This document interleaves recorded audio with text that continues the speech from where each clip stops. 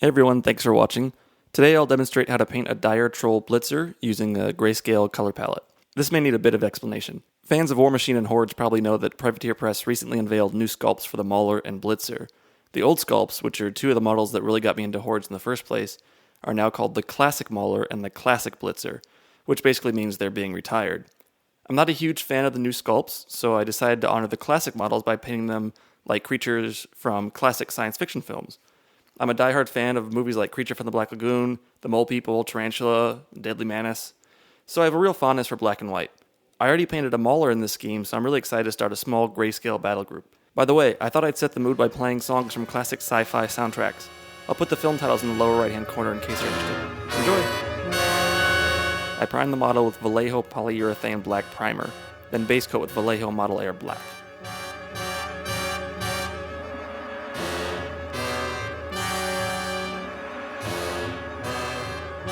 Next, I highlight with a 5:2 mix of Vallejo Model Air Black and Vallejo Model Air White. I'm mixing up my own grays because I want to be sure I don't introduce any other colors into the model. Many premixed grays also include a little blue or brown to add visual interest. I want the model to be completely desaturated, so I find it safest to mix my own grays.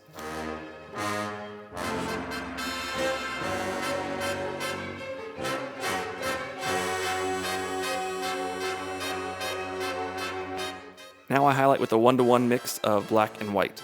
I leave some of the previous gray visible, and as always, stay away from the shadows.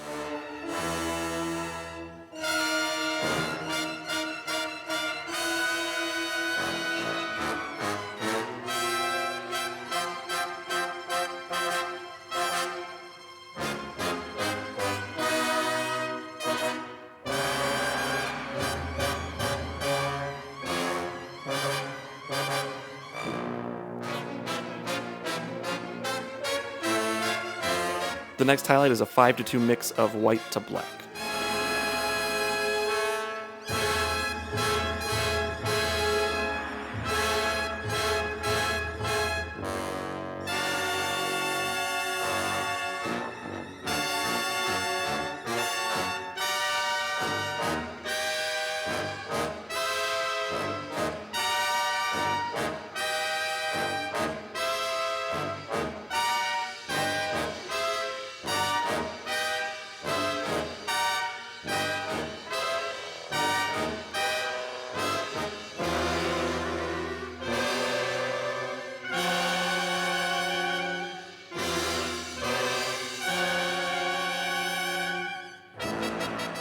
The final highlight is pure white.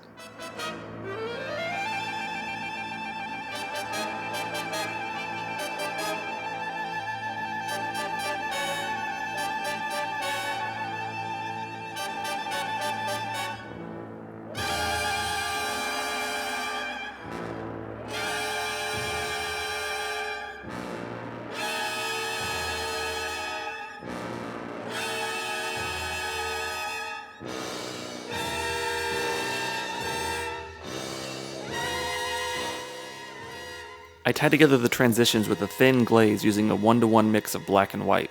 It's about a 5:1 ratio of water to paint overall.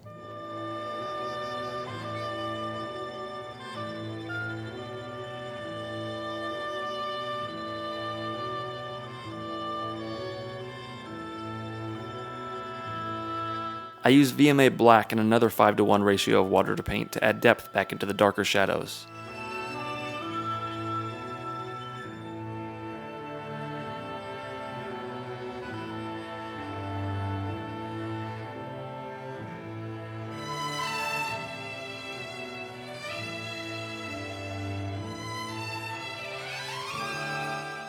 I use a thin mix of VMA white to touch up a few highlights.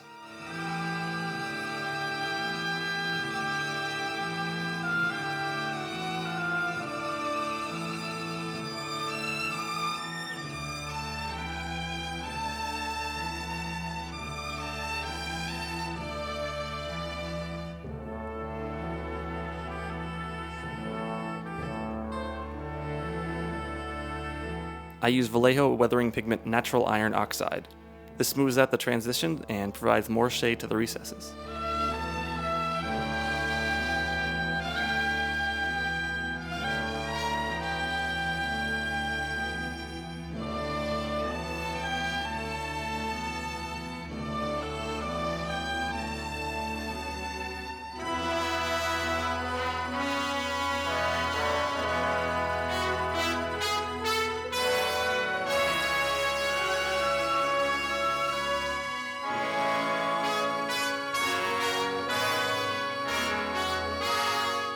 I set the pigment and protect previous layers with a coat of Liquitex matte varnish. This stuff is a little on the glossy side for a matte varnish, but I recommend sealing your models with Tesser's dull coat anyway, so it's no big deal.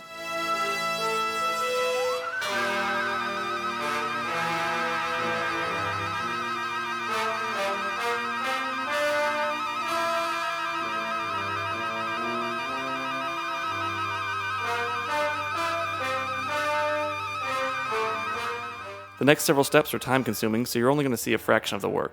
I continue using thin glazes of various shades on all parts of the model. This helps maximize the number of gray tones to provide the most visual interest. Black and white is really a misnomer, as in the end, almost none of the model will be pure black or pure white. And we really want a wide range of grays to make the model look good.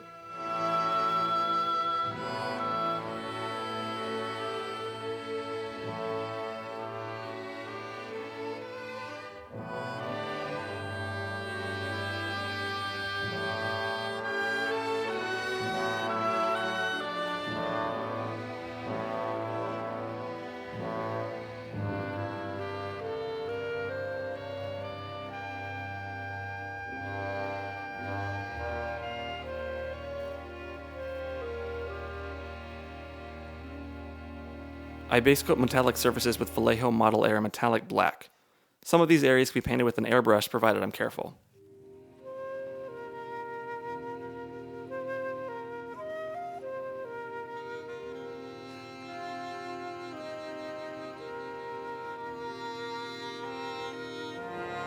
For my first highlight, I use Vallejo Model Air Gun.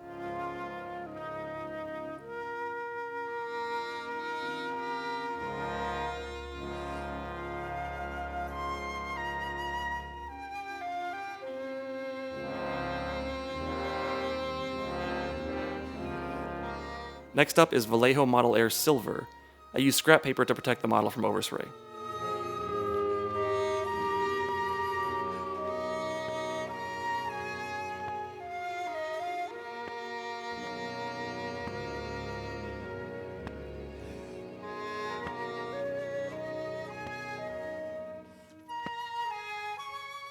I use GW Badab Black for shade on the metallics.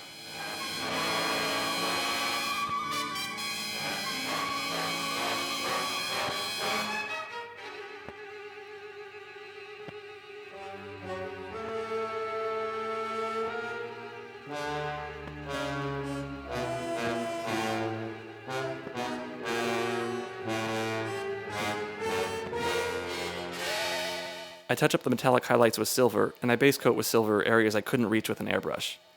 I originally planned to do non-metallic metals, but I decided against it for two reasons.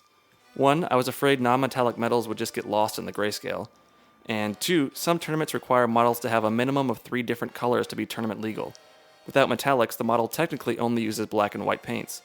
So I suppose a tournament organizer could rule this model ineligible. I doubt anyone would cause a fuss about it, but it's better to be safe than sorry.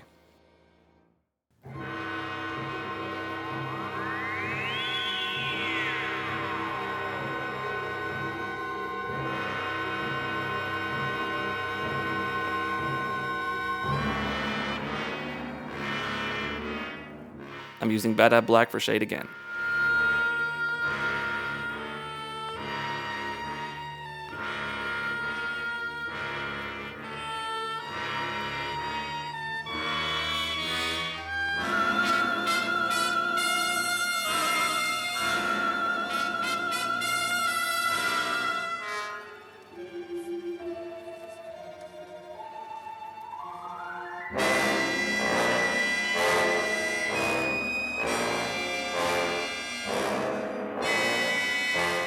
Next, I strongly recommend using a wet palette, which gives me a full range of gray tones.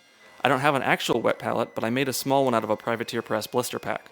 I left the foam in the blister, filled the plastic with water, and covered it with a little baking paper. The paint will stay wet for hours, if not days.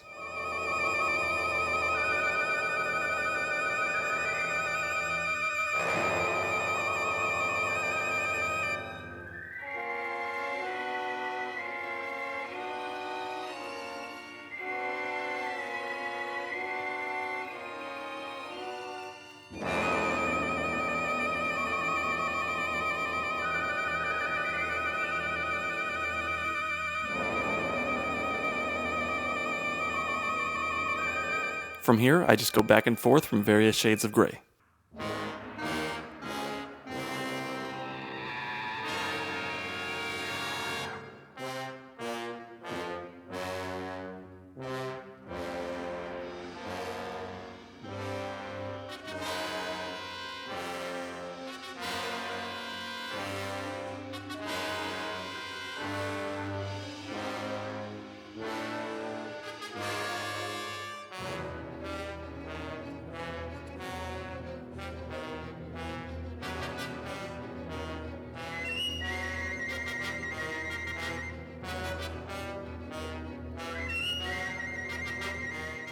I want my troll to look like he's drooling, so I use Liquitex gloss varnish on pieces of hair for my rescue cat Molly. You can get a rescue cat anywhere, but we got ours from the main streets of Washington, D.C. I attach the cat hair to one end of some painter's tape and hang the tape from a desk lamp. I just coat the hair with varnish over and over and over until I build up some nice drool. This part takes time, so be patient. You could also do this by coating a piece of hair with Woodland Scenic's water effects, but it's hard to get the look that I'm going for. The water effects is difficult to manipulate when it's going on that thin, and it doesn't dry as clear or as glossy as the gloss varnish. I've had good luck using water effects to make icicles, but it just didn't cut it for the drool in my book. For the base, I dry brush using mixes of Vallejo Game Color Black and Vallejo Game Color White. I prefer the Game Color for dry brushing as I find the model layer too thin for that purpose. I finish off the base with some Vallejo pigments, and I'm ready to call it a day.